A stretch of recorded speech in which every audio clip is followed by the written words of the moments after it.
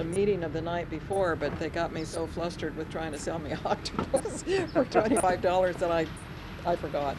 You were going to buy a paper from... Yeah, to see from at the grocery store to see if they reported on the JED meeting. Oh, the airport, right. Yeah. I was watching the nightly news, and it made the nightly news. Oh, it and did. there are a bunch of people with signs, and I think they decided it was going to be some sort of compromise, something or other, but I didn't hear what their ruling was going to be. Well, Well, we're sitting here in David Nielsen's backyard, hence all the extraneous noises from garbage trucks and airplanes flying overhead and hopefully nice birds and all of that type of stuff. And let's see, it's the 2nd of February of 2005, and we're here to chat with Bernice about all kinds of stuff, whatever. I'm sure. So you were born on December 1st. Well, it has ones in it. You're right, it does. It has ones in it. No wonder you never get a call on your birthday. Carolyn's is the 11th. That's right. And let me see if I can remember the year. 1932? 31? Yeah. Okay. See, I was 1930. close. Very close, very close. I can remember Dad's, October 30th, 1925. Yeah. So then I go, well, I think you were like 7 years older, or 6 years older. 6. So that's how I figured that one out. Okay. So, and you were born in Los Angeles. 335 Patton Street in the front bedroom. My mother did not believe in hospitals. No hospitals. No hospitals. All 3 of us were born at home. And Patton Street, what part of LA is that in? It's fairly close to downtown. If you're a good walker, you could walk to downtown, the City Hall, from Patton Street. It's a fairly short street, runs between Glendale Boulevard, a major street, and Temple Street, another major street. And was the city center built at that time when you were born? Yeah. So that's pretty old then. Our house is probably 50 years old when I was born. Uh-huh. And I visited that house again about 22 years ago, and it was still standing, in good repair, painted, so it at that time was probably over 100 years old. Wow. Just a small little house, 2-bedroom. And so you were all born in the front room. Well, my mom had a habit of changing furniture, so with having 2 brothers, they shared a room, and I didn't have a bedroom. I slept on a cot in the dining room. Mm-hmm. And then she'd get tired of being in the front bedroom, so then they changed all the furniture and moved to the back bedroom. And actually, my older brother, who's about 2 years older, was born next door at my grandmother's. And was there any kind of midwife or some neighbor? Or They had a woman doctor. My mother didn't believe in men doctors either. Uh-huh. So she had a woman doctor that came to the house and was there, and then they had a nurse for a week because they didn't allow her to get out of bed for a week after the birth. Oh, yeah. That was the old school. You haven't heard of the giraffes that can have a baby and then go running down or the the savannah. pioneers that you have the baby and then you get up and walk the rest of the way. No, my mom stayed in bed for a week after each of us. And then my younger brother, who was about 16 months younger, was also born at home in probably the front bedroom. Mm-hmm. And the nurse would get up and fix my dad's breakfast and take care of us kids, I guess, the whole bit. Though I'll have to tell you, since my brother Walter was born just about 16 months after I evidently had pneumonia at the time. And my grandparents lived next door, and my Aunt Margaret, my mom's sister, younger sister, wasn't married at the time, and she decided she didn't want this screaming infant in the house. So my grandmother's sister, my Aunt Tessie, said she would take care of me. So they, for what period of time, I really don't know because I wasn't aware of things then. Mm-hmm. But they took me out to Alhambra, and I stayed with my great aunt and uncle. And then after that, any vacation, that's where I stayed, was with my great aunt and uncle. Right. So, what do you remember? What is like your first memory that you can remember in that house? Oh, they're all pretty well mixed together. I remember more my first memory of being with my aunt and uncle because I spent so much time out there. The story is, though I wasn't aware of it, that my aunt and uncle wanted to adopt me. They had no children. Really? And I remember I was probably not 5 yet, and I remember my Aunt Tessie taking me to this school, and I remember it was a fairly small building, and there were windows all the way across. And she took me there and said, did I want to go to school in this school, or did I want to go back to Los Angeles? They lived in Alhambra. Did I want to go back to Los Angeles and go to school with my brothers? Well, I want to go to school with my brothers. But I remember... Probably broke her heart. Oh, probably. But then Easter vacation, summer vacation, Christmas vacation, 4th of July, I spent with my aunt and uncle. So it's your Aunt Tessie and Uncle Bill. Uncle Bill, that's right. He's the one who had the mining... Was the Yes. miner or had a stake out in the hills someplace? Yes, he did. He did. In fact, during the summer, he would go up there. He worked for Edison Company in Alhambra. Very, very intelligent man. He was born in Sweden and ran away from home and joined the Swedish Merchant Marine. So he was a sailor. And he would go up in the White Mountains outside of Independence on Highway 395. And he would work his claim and, just start by digging a hole in the ground. And what was he looking for? Gold. Gold. And he had his pan for panning it, and he finally, at the time, this is one time when my brother Walt was with us, and we never called him Walt. It was always Walter, my brother Walter. Until we were adults, I never called him Walt. And then I never thought about calling him Walter again. Anyway, we had gone up there, and by then my Uncle Bill had this hole in the ground that probably went at an angle about like this, and he had 2 posts up there and a wire, and he had a winch, and he had a big metal bucket. So he would winch it down to the bottom. He'd go down the wire, and then he'd fill up the bucket. He'd then like come climb back down up. the wire hand over hand? And then he would winch it back up, and then he would pin all that was in there. So he asked us if we wanted to go down in the mine, and we said, sure. And so he put us in a bucket and winched us down, and my Aunt Tessie was up there, and she took pictures of us down there. And then he winched us back up, and when my mom saw those pictures, she came unglued. There was no shoring up. I mean, it was a hole in the ground. That's what it was. I don't know how far down it was. Got to be 20 feet or more.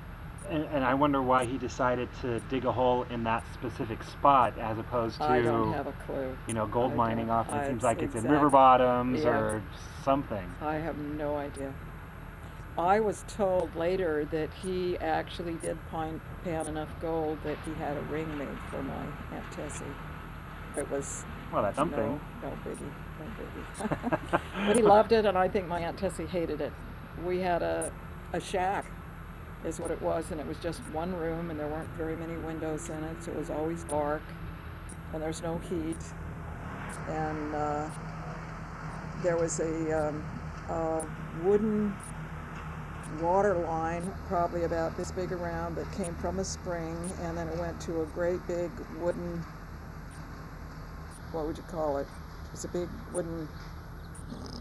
You got me. It was a big tub. I mean, only it was big, maybe, I don't know, 10, 20 feet across, and maybe 8 or 9 feet high, and the big pipe ran into that, and then a little galvanized pipe ran off of that down the hillside, and then it had an elbow and came down, and it was propped up on some wood, and the water ran all the time, and that's where we bathed. It was it was great growing up as a kid. I mean, you're just there in a sunsuit and barefooted day after day, and my aunt had to do cooking under those kind of circumstances. And no wonder she loved it. Yeah. So tell me more about growing up on Patton Street. So how did you get along with your mom and dad? I mean, do you have many memories of, did you guys all get along, or? As I recall, as kids, yeah, my folks played games with us.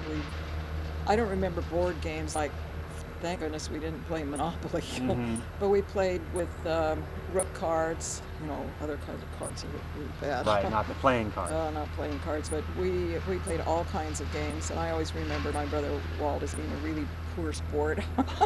He liked to win. Uh-huh. But one of our favorite games, this was a fairly small house, and if you look at the front, we had a front porch with about 3 or 4 steps all the way across. And when you went in the door, you had the living room, then the dining room, and then the 2 bedrooms. And then there was a door, and you went into the kitchen, which was long, the whole width of the house except for a small bathroom. And then we had an enclosed laundry room. Of course, we had the wringer washer and all. And you had to rinse it in the tub and then wring it back out in the basket. And then the lot sloped a little so that our front stairs were maybe 3 or 4 stairs, but our back stairs were maybe 8 or 10. Mm-hmm. And then we had a little duplex right behind the house. I mean, there was a little space, cement, then a duplex, and in the backyard was weedy lawn and clotheslines and a fig tree and a cottonwood tree. And I understand there used to be a garage. There was an alley behind us, and I remember there used to be a garage, only I heard it burnt down. And I heard that there were some boys involved in that. I'm not sure they were my brothers, but we didn't have a garage. Mm-hmm. And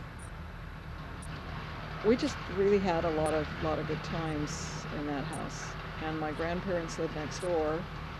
And thinking about it, I don't think I ever remember one single time where my grandfather was in our house. And my grandmother very, very few times. And this is your grandfather and grandmother on your dad's or on your mom's side? My dad was born in Illinois. Mm-hmm. And I never met his father. When I was a teenager, his mother came out to California once. And I think she subscribed to the same ideology that my grandfather did. Children were to be seen and not heard. I actually was literally afraid of my grandfather. He had this big booming voice and no TV, no computers, no this, no. But he listened to the radio, and he'd laugh. Really, it was big, and he'd pound the table, and I just, shy little Bernice. I couldn't handle that. But even my grandmother, I don't remember her being a particularly loving person. Maybe I'm sure they loved us, but as I say, I don't remember sitting on their lap or having them tell us stories or anything. And I don't know whether it stems back the fact that my grandfather didn't like my dad. I don't know. Because when my mom was dating him, there were 3 strikes against him. Number 1, they weren't properly introduced. They met on the streetcar. Mm-hmm. Number 2, he was a Swede. Number 3, he was Mormon. So I had no idea whether that's... it's too bad I never discussed that with my brothers to say, hey, how did you feel about Grandma and Grandpa? But I never thought about discussing, and now it's too late. Yeah. Let me pause for just a second. Stupid truck. I don't know what it's... Good. That remote works great. Good. Now, can you see me okay? Yes. Okay. You're right there. So we moved indoors. The chipper shredder was a little bit much. Yes. Let's see. So we were talking about living on Patton Street. Well, I can tell you one experience I had that was rather exciting. Sure. Our street wasn't very long, but it had it went up a bit of a hill to the major street, that cross street, and it was a fun thing to do, to come down. We didn't have bicycles at that time. To come down in the wagon down the street, you really get going fast, and I didn't do that very much. I was not very adventuresome. Mm-hmm. I loved climbing trees. Now that was a different thing, but I was by myself, and I got the wagon up there to the top of the hill, and Mr. Schultz had his hose across the Mr. Schultz sidewalk. was your next door neighbor? No, or? he was way up the street from us, because we were more down on the level part. And he had the hose across there, and I didn't see it as any problem. So I'm going down lickety split, and I hit the hose, and it tipped the wagon over, and I slid on the part of my elbow, and I got such a horrible sidewalk burn. I guess the scab formed. It was about this big. Right. And I remember being at school, and a kid with a lunchbox that had sharp corners was swinging it and hit it, and I thought I was gonna die. I never went down the hill again in the wagon. That was it. enough. Yeah, as I say, I wasn't that adventuresome. Tell me about so your dad's family. Did he have, how many brothers and sisters did he have, and did you ever meet any of your aunts and uncles on that side? Okay, he had about, I think there were about 10 kids in his family. He was the next oldest boy, and so was only able to go to school through the sixth grade because he had to go to work to help support the rest of the family. Mm-hmm. I don't have a clue as to what his dad did for employment, but my dad, I think, worked, this is before he came to California when he was still in Galesburg, Illinois. Mm-hmm. He worked in a candy factory. He also worked for the railroad knocking boxcars, which I understand is not a very good occupation. It can be quite dangerous. Oh, like going Well, into boxcars to clean No, them out, or? the hot boxes, the wheels and all that kind of stuff, they can get overheated and you have to knock on them or something, and sometimes they can explode. I don't know. Anyway, he decided that he would come to California. He had some friends that had moved out to California, so he came out. And he evidently put in his application at the police department, the fire department, and the Pacific Electric Railway, which ran the red streetcars in Los Angeles. There weren't Right. buses then, there were just streetcars. And the Pacific Electric, or the PE as we used to call it, were the first ones to call him, and so he went to work for them. And so he was, part of the time he was a conductor, and part of the time he was the motorman, which ran the streetcar. And my mom only finished the 11th grade. She wasn't able to graduate from high school because she only had one sister, but her dad had a lot of problems with unemployment and so on. And so she had to work to help support the family. And so she would, I'm sorry, I'm not answering your question. Okay, well, we'll get back to it. So she and her girlfriend would catch the streetcar, because again her parents lived on Patton Street, and you'd just walk down to Glenda Boulevard, and they would always wait for my dad's streetcar. And so her girlfriend encouraged her to, make this acquaintance, and so they would, I guess, talk to him. And my dad, I think, was a fairly shy person, but had a really nice smile. Right. Very nice, just a really nice person. And I'm not saying my mother wasn't also, but Right. Anyway. So he finally did get up the nerve and ask her out. Anyway, yes, I have met some of his sister Alice, who was his favorite, eventually moved to Utah. And my dad never took vacations. We never had a car. We never went any place except if the red streetcars went there, Right. then we went. And that first year we actually took a big vacation. We could ride on the train for free, and so we were pass riders. So we went up to Ogden, Utah, and stayed with his sister Alice and her husband David and their 6 children. I think I had met some of another sister, but I was young enough I don't remember it. So they all lived in Galesburg, Illinois, A or lot they of spread yes, out from there? stayed pretty much there. And the Stone Kings was one of his sisters, and I don't remember now. I know he had a brother Walt, and he had a Edith. He had one brother that never married and died, I think, in his 20s.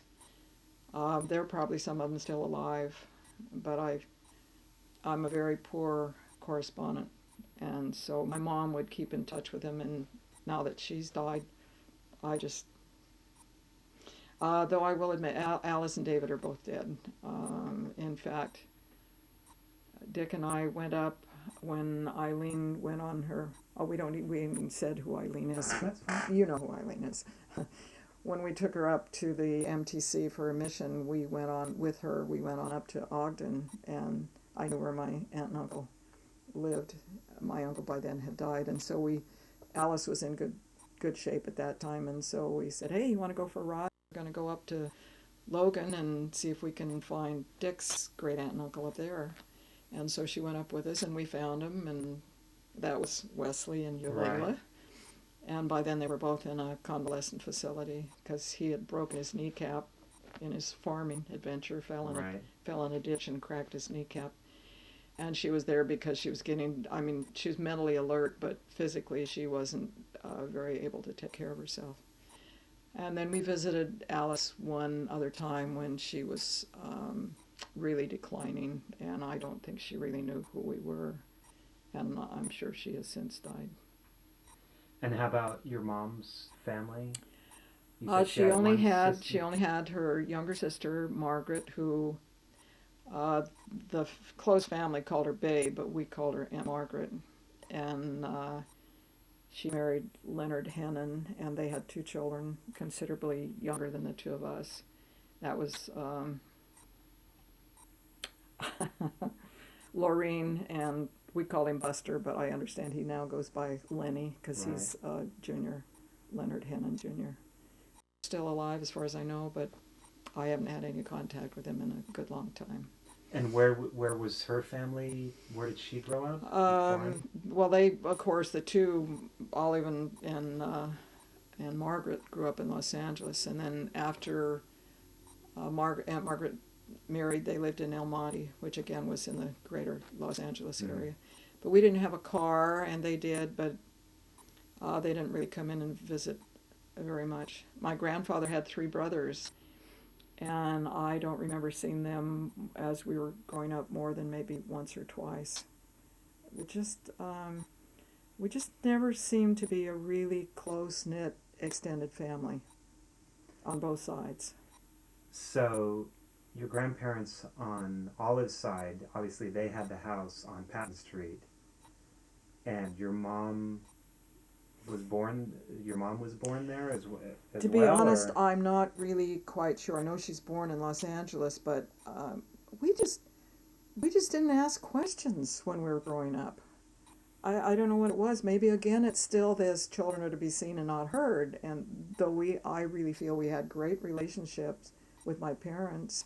I mean, I never got spanked. My dad, I can't imagine him spanking anybody.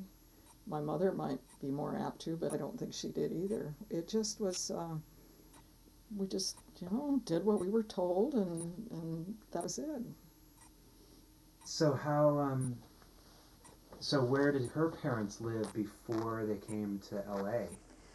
San Bernardino, my uh, the story is that he would be my great grandfather was given a Spanish land grant, or else it was his father that had come from the south part of the United States. And so they lived in San Bernardino, as my Uncle Bill would call it, San Berdoo. Sorry, I have to blow my No, nose. please do. Anyway, they lived there, and then my mom had this story about how, let's see, my grandmother and Aunt Tessie's mother died, and the father would leave them, and she thought they were fairly young at the time, and would just go off and leave them and go do this or that, and then come back, and they lived in this house, I guess, in the major downtown area before it was all built up commercially, and they would be scared to death, and so on and so forth. And when I actually looked it up, they were not that young when he would leave them. They were late teenagers, early 20s, something like Mm. that. And so it wasn't quite as horrendous as my mother had pictured it. And so that would be your mother's maiden name is Tremblay. Tremblay. Yeah, she was Olive Bernice Tremblay Pont. And so these are the Tremblays that were in San Bernardino. San Bernardino. No, that would have been the Peacocks. The Peacocks. Okay. Yeah, that's my grandmother's maiden name was Nellie Grace Peacock. Right. And then she married Tremblay, and they had come. My grandfather, uh, Glenn Moreland Tremblay, was born in Little Rock, Arkansas, and he said as about a 3-year-old he finally came into the United States. He didn't want anybody to know he was from Little Rock, Arkansas. Anyway, so the Tremblays came to California, but my grandmother was probably the first generation that was born in California, and I'm sorry, you probably know more than I do as to where her. It seemed like it was someplace in the southern United States Yeah, I think we that had it somewhere. that the peacocks came from. Well, yeah, it's something I'm looking into. But then he was a doctor in Chinese camp up in the gold Well, fields. maybe that's where he went to when he was leaving the two girls by themselves. That could I be because was, I know, and I get confused because there's James Peacock and James Peacock. I believe he had a son. So there's Doctor James Corbett Peacock, and but I'm pretty sure it's the same person who was a doctor and did other things in Chinese camp, and then moved to Southern California to Colton yes, and because they started the started the newspaper. newspaper, this Colton Semitropic. Right. I had a picture of my aunt Tessie standing and with some other people standing outside that building, and I don't know what's happened to it. I can't find it. It's one of these where they make it and it's really thick, and it was probably about that size, and I haven't been able to locate it. I don't know what's happened to it, but I should have it. And it says this Colton Semitropic. I thought, oh, I have an ancestor that was a doctor and started a newspaper. Ooh. Well, let's see. Why don't we talk about the kind of work that you did growing up? I mean, did your Work? yeah did Olive do all the chores, or did she have you Oh, guys do okay. chores, Oh, or okay. When I was in elementary school, there was a time when both my mother and father worked, and so yes, we had our assigned responsibilities. And mine was always to clean the kitchen. And as I say, the kitchen was fairly big, and do the dishes. And I really felt put upon. We didn't have carpeting; we had linoleum floors, and so my brothers would have to tidy up the bedrooms, and we used a dust mop, not a broom, and so they would stand in the middle of the room and they were finished and they're out playing. And they didn't seem to give us much homework. I don't remember, like your kids, I can't believe, they're spending, and Alex, and they're spending hours on homework every day. I don't remember that we had homework. We did our home chores and then we went out and played. But yeah, I was always seemed to have to clean the kitchen and the bathroom. But I did start cooking very early, even when my mother wasn't working. My dad's favorite was hot milk cake, and I would make cake and I'd make cookies. And most times when my mother was working, I would have to start dinner. And so it just was something that I just did. I don't recall that we had outside chores. With this duplex behind us, there really wasn't a lot of yard to work in, and I don't, I, I don't ever remember us cutting the lawn. We did have a lawn in front, though it was maybe a little bigger than yours, but not much. You just envision it. We played baseball on the lawn and we played football in the street. And I didn't realize how small it was until I went back there, as I say, about 21 years ago. And I thought, you can't even hardly get two cars passing each other on the street. But there were very few cars. And with both sides of the street having an alley behind, almost no one parked in front, even if they did have a car. But yeah, we didn't have a car until I was probably close to 18. so how do you make hot milk cake? I finally got my mom to write down the recipe, and I don't remember except you had hot milk, and it seemed like you put the shortening in that, and it's not a light cake like what we have now. It's a little bit on the heavier side, Well, if it but has shortening in it, oh yeah, all that trans fat, but we never heard of. It's like I was thinking. We have skim milk, and we have 1%, and we have 2%, and we have whole milk. We had well, soy milk. milk and almond milk. Oh, we had milk, and it came usually in glass bottles, or I don't. We didn't have plastic gallon cartons. I think we finally went to half gallon um, fiber, cardboard cartons. But most of the milk came in glass bottles, and it was just milk, and it was whole milk. And then we had whole milk, and we had cream, and we had half and half.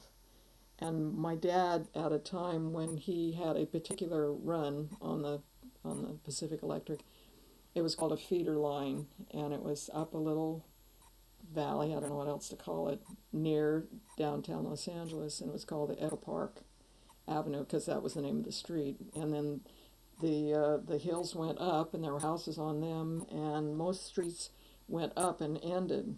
But on the one to the west was North Alvarado, ran down the what do you call that, the edge, the top, and it ran all the way down and went clear through. It went for miles and miles. Well, we lived on that street as a teenager, and our streets went down to Glendale Boulevard.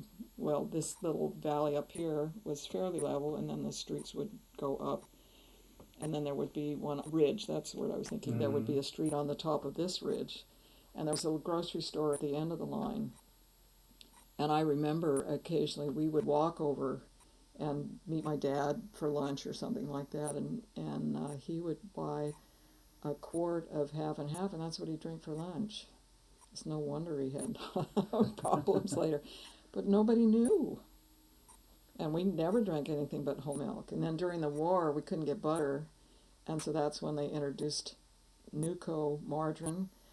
Only the dairy farmers had such a big lobby that they weren't allowed to color it. Right. So it was white. I mean, it's like eating shortening, and except it tasted horrible. Well, you would buy it sealed in a plastic 1 pound package, and it had a little tablet-like thing in there, and you would break that, and that would make yellow, and then you would knead this thing until you had it evenly yellow.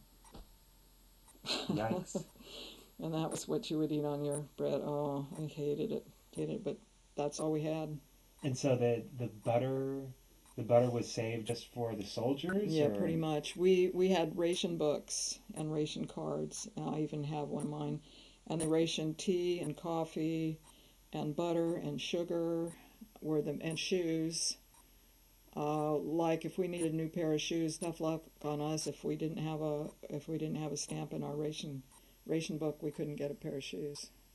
That's why I remember almost all through elementary school, I never had shoes that fit. I'd have to buy them bigger because it was, I guess, something we could get, and then I'd wad up newspaper in the toes, so I could wear them. Whole life was hard. I forgot, what was the original question? Well, no, you're doing fine. So, and how about pets? We didn't have any. Occasionally we'd have a stray cat come, and we'd think that was, so marvelous. Next door, my grandfather had 2 dogs, Skippy and Queenie, but they were not allowed to roam the yard. He had them penned up, and we weren't allowed to play with them. But when he'd come home and want to play with them, he'd let them out, and he'd play with them for maybe, 15, 20 minutes or so. Then he'd lock them back in this pen, and that was it. I mean, it was open to the sky. It's not like a cage, but it was a fenced-off part of the yard, and they weren't allowed in the rest of the yard except when my grandfather let them out. And what kind of dogs were they? Why, they were white and had some black on them. Other than that, I don't have a clue as to what they were. Big, small? No, fair. Not Chihuahua size, something more mid-range, but certainly not as big as a Dalmatian or anything like that.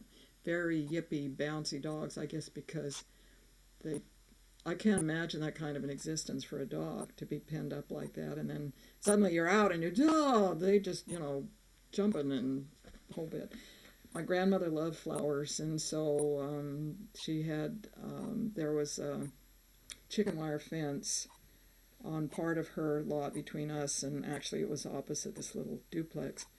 And she always planted sweet peas every year, and I'd take my little bunches of sweet peas to school.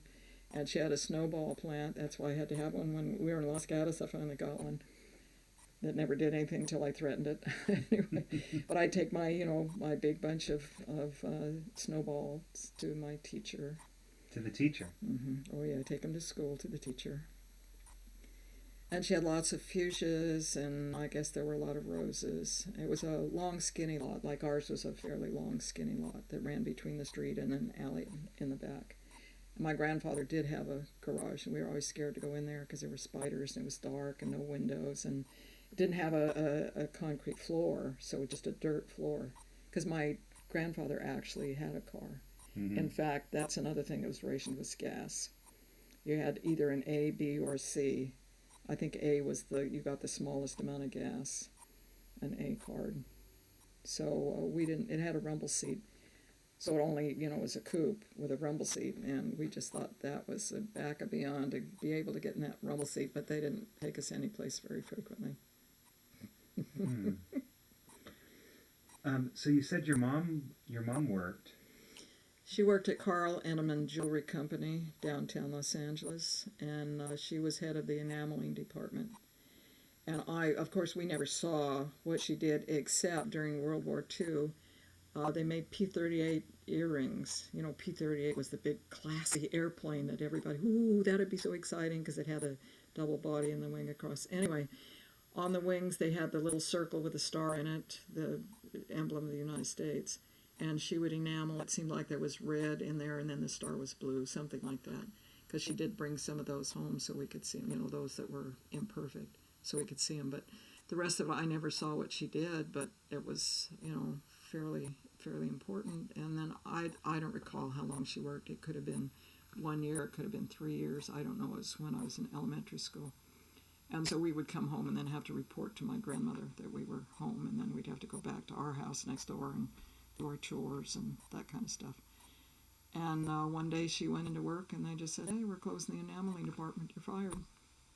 Really, really shook her up, really did. And I assume my folks, money was never discussed. We just knew there wasn't a lot.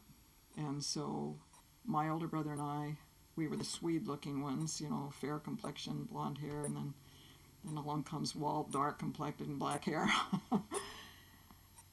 As years went on, he would ask for what he wanted, and he usually got it. And Glenn and I just wouldn't ask for things because we knew they weren't available. And, by the time you get to the teen years, that's really not a good situation. Well, let me ask about, so it was jewelry? Yeah. So she would actually do the enameling? Enameling on jewelry, yeah. And, like this P-38, was the earring an actual airplane, or was it was a replica of it was flat. Right. Well, I guess more two-dimensional. I mean, it wasn't really big and puffy or anything, but yeah, and usually only Hispanics wore pierced earrings at that time. And like in my school, Hispanics would wear them, but generally speaking, nobody else wore pierced earrings. That was, oh my, that's really bad. Nobody wore. Why, everything was screw-on earrings, and so these were all screw-on earrings, and it was probably the P-38 was about this big, and so, but she did just the part that was the star on the wings? The background and the star. Yeah, that's all it was enameled on those. The rest of it was whatever metal they're made out of, and I don't really recall. One Christmas, she had rings made for us. An Old English script initial on a fairly heavy ring, and she had one made for each of the three of us. And I was not adventuresome particularly, but I was a curious child. And so she had a bureau that had a lot of drawers and a big mirror and these small drawers here, and so I was looking in there one day and I found the three rings, and I realized they were for Christmas, and periodically I'd have to go back and look at them again and so on, and it sort of ruined the Christmas surprise, and I acted surprised. It seemed like the thing to do. I had my ring for years and years and years, and then after, my grandfather died, maybe, I can't remember what year. I was thinking it was 41, and that doesn't sound right. Anyway, he died, and my grandmother decided after a few months she couldn't live in the house by herself, so we moved next door in with my grandmother, and then we rented our house. And my mom was still working then because she was sick a lot. I think she hated that house. She mentioned a number of years later they should have never moved in next door to my grandparents. It was not a good situation. They should have, and they did look at a house long ways from there, and they got talked out of doing that and moved in next door instead.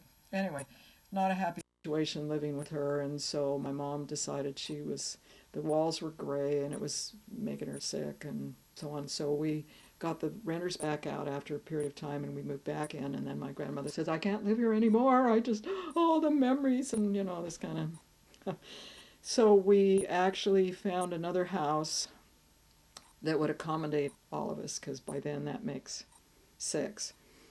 And then we sold both those houses and we moved quite a ways away and up a very, very steep hill on North Alvarado. And this was a two-bedroom house and had a large, oversized double garage, which was pretty unusual in those days. And so we had a neighbor come and make it into one large room with a small bath. And turn the garage into into a room. And so, took out the garage doors. The guy was a Frito-Lay man, and and it was a very steep driveway up to the street. And so I guess it really rev up that Frito-Lay truck to get up the driveway, because there are all kinds of black marks all over that the garage door. So they took that off and made just a one door there, and they put one window on that side, about 5 windows on the back side, which looked over the hill and the street down below, and then put 2 windows on the other side. So to get to that room, you had to go down the back steps and then walk around a short path and then up a couple of steps, so because it was at a different level. And so my grandmother and my 2 brothers were going to share that very large room, and I was going to have my own bedroom. And I just thought, oh, this was so marvelous, a real bedroom, not sleeping on a cot in the dining room, because I did that at my grandmother's also, because that was only a 2-bedroom house. And after about 3 days of my grandmother trying to get my brother Walt up in the morning for school, and she said, I can't do this. So I shared a room with my older brother and my grandmother. And my younger brother got the bedroom in the house. Again, not a really happy move. Anyway, What was the address on North Alvarado? 1942, North Alvarado.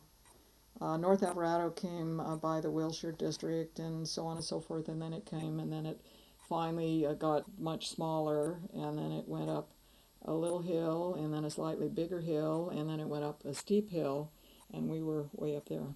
I didn't mention the church hasn't come into this, but of course my dad was a member of the church. He had joined with parts of his family, not all of them joined the church back in Illinois. That was known as the mission field at the time. And when he came out to California, hard pressed to find the church in that day and age. And so he met this good Methodist girl, my mother. And so they decided about the time they were ready to get married that what they would do is one Sunday they would go to my dad's church, the Mormon church, and then the other Sunday they would go to the Methodist church. My grandparents didn't go to church. And it was difficult. They went to what was called the Adams Ward, which was way downtown. They had to take several streetcars, and people weren't friendly. It was a very transient ward with people just moving in and out all the time. And I assume that both my parents being a little bit shy, nobody really paid them much attention. And so then they go to my mother's church that she'd been going to for years, and they say, oh, well, So the one Sunday when they went down to the Adams Ward and there was nobody there, obviously it must have been state conference and they were totally unaware of it. My mother had it, and she said, this is a Mormon church, you can have it. So we grew up as Methodists, and at one time some stake missionaries were tracting out the area, I guess, and knocked on my grandmother's door. My mother and father were both at work. And I was an older couple, and I guess by then my grandfather had died, and so they get to talking to her and so on and so forth. And we didn't even know where the ward was. I don't even know if it was the one we eventually went to. That was a long ways from where my grandparents lived. And there was, my grandmother enjoyed talking to them. Not that she really was believing what they were saying, and there was nothing mentioned about the Book of Mormon or anything like that. I have no idea what they discussed. We children weren't invited to those little get-togethers. And then we sold both the houses and moved. And of course, we didn't think about telling them where we were going or anything. And it was a very inspirational story about how they found us again. Same missionary couple. Anyway, we can do that another time or whatever. Yeah, let me pause for a minute. So, you said you were in the house when your grandfather died. He'd been sick. He couldn't breathe. Tuberculosis or pneumonia or? There was a combination. He might have had emphysema and this kind of stuff, but he had problems breathing. And we came home from school, and my grandmother shouted at me to go run and get the neighbor next door. Mr. Kohler lived on the other side of us, and I went over there, and I just, no, I didn't know what was going on. You know, they don't tell kids, at that day and age, they didn't tell kids anything. They didn't ask your opinion. They didn't, this again, you know, just be there, but don't say anything type thing, and don't ask questions, because we're not going to answer them anyway. Anyway, yeah, and so my grandmother's weeping, and it was a little scary. And then So you went next door to? got Mr. Kohler, and he came over, and what they did from there, I don't know. We just sort of sat there in the living room, and while things were sort of going on around us. But I remember he's buried in Forest Lawn, and we went to the cemetery, you know, the big car, because again, we didn't have cars to take the family, and so we went to the funeral, and when we came back, we were on Glendale Boulevard coming from Forest Lawn, and we could say there was a reservoir, and they had really nice houses that were built around it, but it was fenced. You couldn't use it as a lake. It was drinking water. It was called Silver Lake. And as you come up this cut through Glendale Boulevard, you look over there, and there's oh, look, me.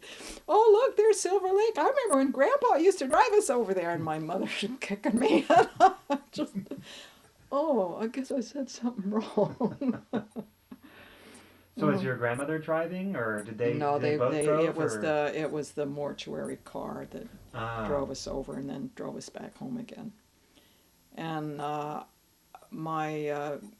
I spent all this time with my Aunt Tessie and Uncle Bill, and I remember there were times when I lived with them in Alhambra, we would get the Greyhound bus and we would come into downtown Los Angeles every Friday, and we would come in and I'd visit my mom.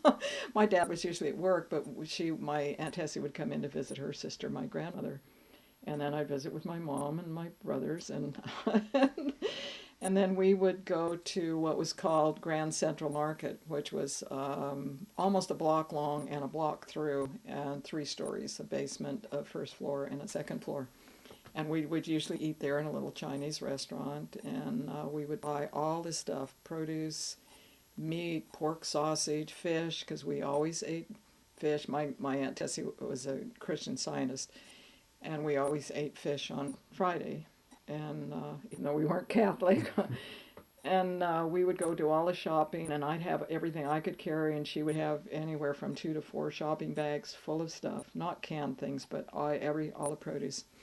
And they would have it. The produce stands were up high, so he's standing way above you, and he has all this lettuce displayed head by head. And she would want this one and that one, and he'd try to pull one from underneath. No, I want, and she was very firm about what she wanted. Anyway, then we would go visit her aunt, or great aunt, my Aunt Annie. And we would go there, and they'd spend hours, and Aunt Annie only had one child who was considerably older than I was. She was working then when I'm just a little kid. But she taught me to shuffle cards. And I would look through her things, and they had they were on a slight hill, a lot of little hills in Los Angeles, and they had a wooden retaining wall between them and the next, and I loved to climb that straight up that retaining wall, and then sit on the top, and then get myself back down without falling. And we would spend hours there, and I think my Aunt Annie, who was not Jewish, had a kosher kitchen in that there were pots you didn't cook milk in, and there were pots you only cooked this in. Very, very strange. Anyway, we would spend some time with her, and then we'd hike ourselves back down to 6th and Main to the Greyhound bus depot and get on bus and get back to Alhambra, and then have to walk from the bus stop to their house. I'll tell you, it was a long walk with all that food. And where did Aunt Annie live again? It was Near downtown Los near downtown Angeles. again. Yeah, on Innes Avenue is the name of it, off of Mhm. Sunset Boulevard, not too far from Echo Park. And Echo Park Boulevard, no, it couldn't have been called a boulevard. Echo Park was the name of the street, and there was actually an Echo Park because it was close to our house. It wasn't on this street, it was when the street crosses Sunset Boulevard and goes south. It was not too far within walking distance of our house, and they had a big playground and baseball diamonds, and then they actually had a lake, very nice lake. You could rent boats and go out on it, which we never did. They had big pampas grass, and we were told, "Don't touch the pampas grass." That's why it was funny to see in that video that you had. He's waving it around. Well, it's the leaves or whatever you want to call them are very, very sharp, Right. and so we just always avoided the pampas grass. It's like, for as long as I can remember, I went out the door, and my mom would always say, "Don't talk to strangers. Don't talk to strangers." I didn't want to talk to people I knew. I would actually cross the street. If I saw somebody I knew coming towards me on my side of the street, I would cross the street so I wouldn't have to talk to him. But my mother got kidnapped almost a couple of times, and so it was, I mean, don't talk to strangers, and I really took that to heart. But she almost got kidnapped growing up when she was When she younger. was in elementary school. This is growing in L.A. Yeah. She actually went to, well, we can't call it the same elementary school, but there was a piece of property that the school board owned. And when she went there, the building faced Temple Street, which was, as I say, a major street with the yellow streetcars went. Sorry, it's that return call you've been expecting. Dr. Frawley. Oh. Okay.